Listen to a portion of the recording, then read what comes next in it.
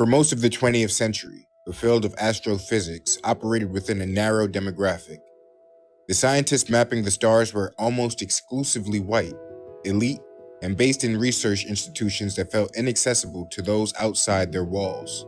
This created a disconnect for anyone who didn't fit that historical profile. The stars were visible to everyone, but the path to studying them was guarded by social and geographic barriers. Growing up in the Bronx during the 1960s, Neil deGrasse Tyson lived in a world of concrete and streetlights, a setting far removed from the pristine conditions of a mountaintop observatory. While the physical distance to the stars was vast, the systemic gatekeeping of academia posed an equally significant challenge for a kid from his neighborhood. Tyson's focus on the universe began at the top of his apartment building, looking through a pair of binoculars. He saw the moon not as a light in the sky, but as a world with geological features and deep craters.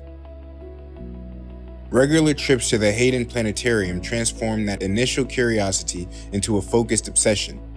He was navigating a gritty terrestrial reality by day, while spending his free time absorbing the complex silent mechanics of the solar system.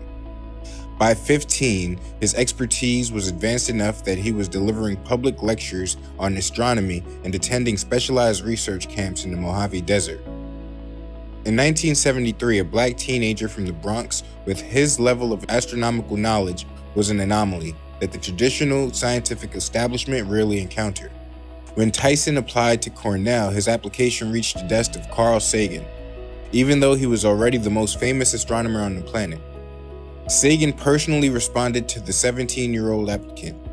Sagan invited Tyson to Ithaca for a personal tour of his labs, a gesture of validation that suggested an outsider from the Bronx actually had a place in elite science. During that visit, Sagan reached for a book on his shelf, signed it to a future astronomer, and told Tyson that if a brewing snowstorm canceled his bus, he was welcome to stay the night with Sagan's family. That weekend provided more than just an academic tour.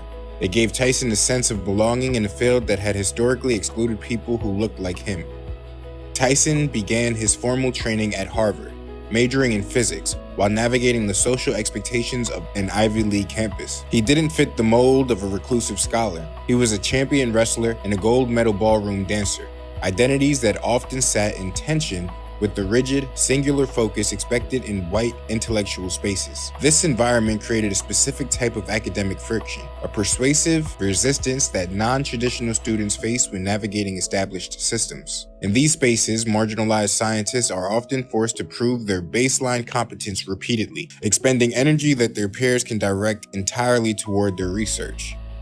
He moved through that resistance across several institutions, earning his master's at the University of Texas and his doctorate at Columbia, driven by his original fascination with the stars. Pushing through this gauntlet made Tyson realize that simply holding a degree wasn't enough to change how the field operated.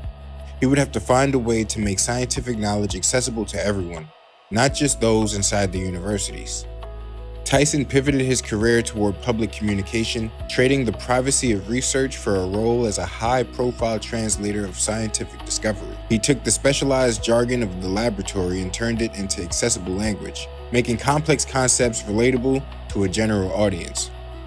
In 1996, he was named director of the Hayden Planetarium, returning to lead the institution that had first introduced him to the cosmos. His ability to explain space, policy, and aerospace industry trends led to 2 presidential appointments and NASA's highest civilian honor, the Distinguished Public Service Medal. He used his Ivy League credentials to build a bridge between the research lab and the general public, removing the barriers that once kept people on the outside. Tyson became a visible, charismatic presence in mainstream media, moving away from the traditional image of reclusive scientist. By appearing on major late-night shows, he proved that high-level astrophysics could be a part of the nightly conversation, alongside comedy and current events. He helped launch a new era of science media, hosting the Star Talk podcast and reviving the legendary Cosmos series for a global audience.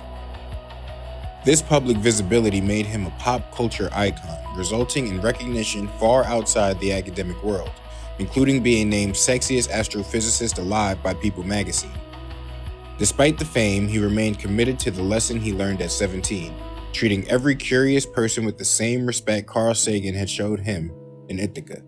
Neil deGrasse Tyson's legacy isn't just his technical research. He changed the public's relationship with the stars and expanded the image of who can be an expert in the field of science. This is Black History 365.